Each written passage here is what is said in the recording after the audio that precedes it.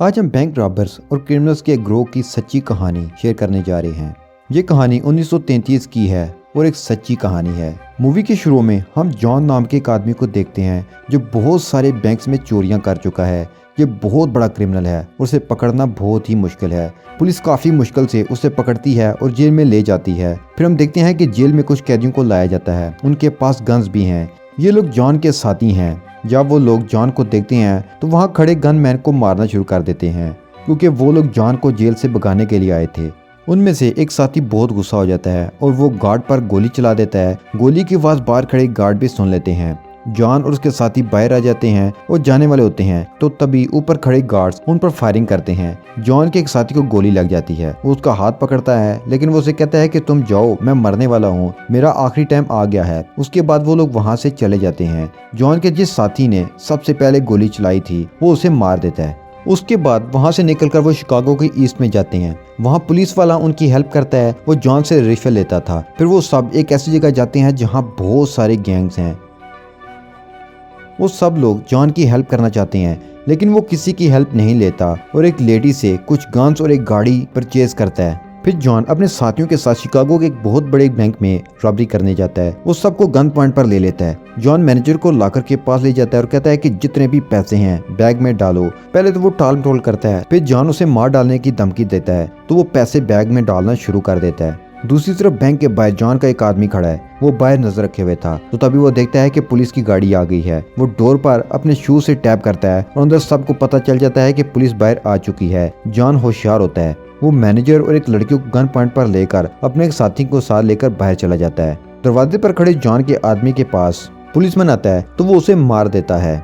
John दो लोगों को पकड़कर उन्हें गाड़ी में बिठाकर चला जाता है। पुलिस उस पर फायरिंग नहीं करती क्योंकि दो बेगुनाह लोग उसके साथ हैं। पुलिस जॉन का पीछा करती है, लेकिन वो उसे नहीं पकड़ सके। जॉन उस मैनेजर और लेडी को एक जंगल में दरख्त के साथ बांध कर निकल जाता है। दूसरी तरफ एडगर नाम के आदमी को दिखाया जाता है जो अपनी FBI ऑर्गेनाइजेशन को नेशनल ऑर्गेनाइजेशन बनाना चाहता है जो क्रिमिनल्स को पकड़ती है। वो गवर्नमेंट के पास जाता है और फंड्स मांगता है, लेकिन रिकॉर्ड अच्छा ना होने की वजह से फंडिंग नहीं मिलती। तो तभी वो डिसाइड करता है कि वो जॉन को पकड़ेगा क्योंकि वो काफी फेमस चोर है, उसे पकड़ना नामुमकिन है। एडगर अपने साथी को कहता है कि मालविन को लेकर आओ। अब मालविन एडगर के लिए काम करता है और अब वो मिलकर जॉन को पकड़ेंगे। मेलविन जॉन को पकड़ने की शुरुआत करता है। सबसे पहला सबूत जॉन का कोट है जो उसने उस लेडी को पहनाया था जिसे वो जंगल में दरख्त के साथ बांध कर चला गया था। वो लोग पता चला लेते हैं कि जॉन ने ये कोट कहाँ से खरीदा था। फर्दर इन्वेस्टिगेशन पर उन्हें एक गाड़ी और एक होटल का भी पता चलता है। मेलविन जब होटल में जाता है तो वहाँ जॉन का साथी बेबी फेस होता है। मेलविन उसे नहीं पहचान सका। वो वहाँ से बाहर आता है तो बेबी फेस पीछे से फायरिंग करके उसके साथियों को मार देता है और खुद भाग जाता है। मेलविन दुखी हो जाता है कि उसके सभी साथी मारे गए। हम जॉन को देखते हैं जो रेस्टोरेंट में बिली नामी सिंगर से मिलता है। उसे वो बहुत अच्छी लगती है। जॉन उसे अपने बारे में सब कुछ सच बता देता है।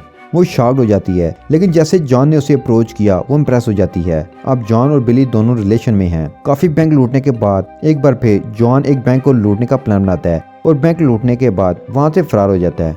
एडगर को जब ये पता चलता है तो उसे बहुत गुस्सा आता है कि मेलविन की मदद से भी वो जॉन को नहीं पकड़ सके। एडगर मेलविन को कॉल करता है। मेलविन उसे कहता है कि जॉन को पकड़ना मुश्किल है, तुम मुझे अपने बेहतरीन ऑफिसर्स दो।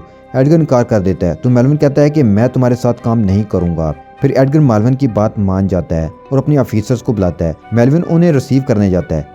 अब हम जॉन को देखते हैं जो बेली के साथ घोड़ों की रेस देखने आया है और अपने साथियों के साथ अगली रॉबरी की प्लानिंग करता है। बिली परेशान हो जाती है। वो सोचती है कि जॉन के साथ मेरी जिंदगी खतरे में है। जॉन उसे लेकर एक होटल में जाता है। होटल वाले पुलिस को मुखबिर कर देते हैं। पुलिस होटल में आती है। जॉन और उसके साथियों को पकड़कर ले जाते हैं। वो लोग उसे जेल में डाल देते हैं, कभी एक जेल में तो कभी दूसरी जेल में। जॉन एक फेमस क्रिमिनल है और हर तरफ ये बात फैल जाती है कि जॉन पकड़ा जा चुका है।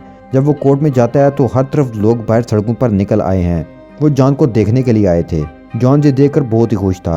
वो अपने लॉयर से कहता है कि मुझे एक जेल में रहने के लिए जज को कन्विंस करो, मैं वहाँ रहकर बाहर निकलने की प्लानिंग कर सकूं। जब वो कोर्ट में जाते हैं तो जॉन का लॉयर उसे एक ही जेल में रखने का कहता है। सब लोग उसकी बात से अग्री नहीं करते, लेकिन वो जज को कन्विंस करता है और जॉन को एक ही जेल में रखा जाता है। ये जॉन की एक चाल थी यहाँ से बाहर निकलने की। जेल में वो अपने साथी की मदद से गार्ड को गन पॉइंट पर लेकर वार्डन के पास जाता है और उसे भी गन पॉइंट पर लेता है। फिर वो सब यूनिफॉर्म पहनकर वहाँ से वार्डन की गाड़ी में निकल जाते हैं। पुलिस को नहीं पता होता कि गाड़ी में जॉन है। जेल से निकलने के बाद वो बिली को कॉल करता है। उसे कहता है कि मैं तुमसे मिलने आऊंगा। उसे कहती है कि पुलिस को पता है कि हम रिलेशन में हैं, इसलिए तुम ना मिलने आना।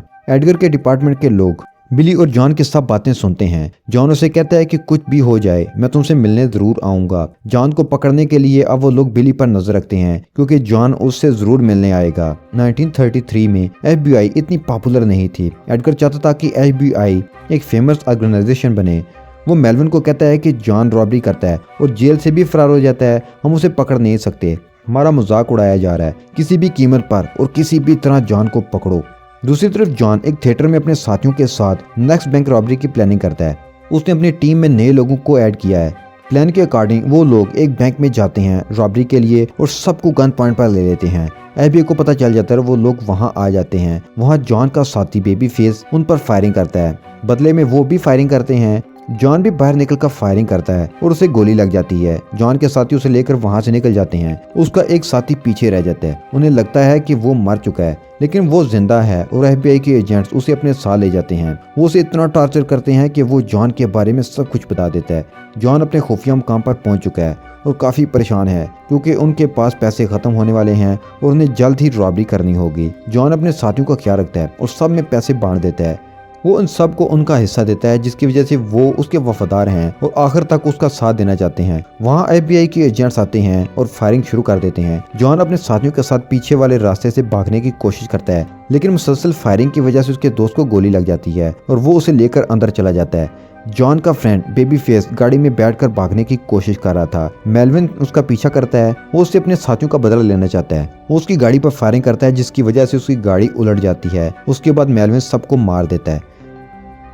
जॉन गाड़ी में अपने जख्मी साथी के साथ है। वो जॉन को कहता है कि यहाँ से चले जाओ, लेकिन वो कहता है कि मैं तुम्हें छोड़कर नहीं जाऊंगा। जॉन के साथी की डेथ हो जाती है और वो काफी दुखी हो जाता है। अब उसके पास बिली के अलावा कोई भी नहीं है। वो उससे मिलने जाता है। वो उसे कहता है कि हम दोनों यहाँ से बहुत दूर चले जाएंगे, तुम अपना सामान लेकर आओ। बिली सामान लेने जाती है। वहाँ FBI वाले आते हैं और बिली को पकड़ लेते हैं। उन्हें पता नहीं होता कि बाहर गाड़ी में जॉन उसका इंतजार कर रहा है। जॉन को ये सब देख कर रोना आ जाता है। वो कुछ भी नहीं कर पाता, उसने सब कुछ खो दिया है। उसे फील होता है कि वो लोग बिली को टार्चर करेंगे और वो लोग ऐसा ही करते हैं। मेलविन टार्चर रूम में जाता है और गुस्सा करता है कि एक लेडी को कैसे तुम लोग इतना टार्चर कर सकते हो। जॉन का लॉयर बिली से मिलने जाता है। वो उसे एक लेटर देती है और कहती है कि ये जॉन को दे देना। फिर वो ये लेटर जॉन को देता है। उसमें लिखा होता है कि जॉन तुम यहाँ से दूर चले जाओ, तुम्हारी जिंदगी को खतरा है, तुम्हारे लिए बहुत मुश्किलात हैं। वो बिली की बात मानकर चला जाता है। वो एक थिएटर में फिल्म देखकर बाहर निकलता है। वहाँ FBI एजेंट्स उसका इंतजार करते हैं।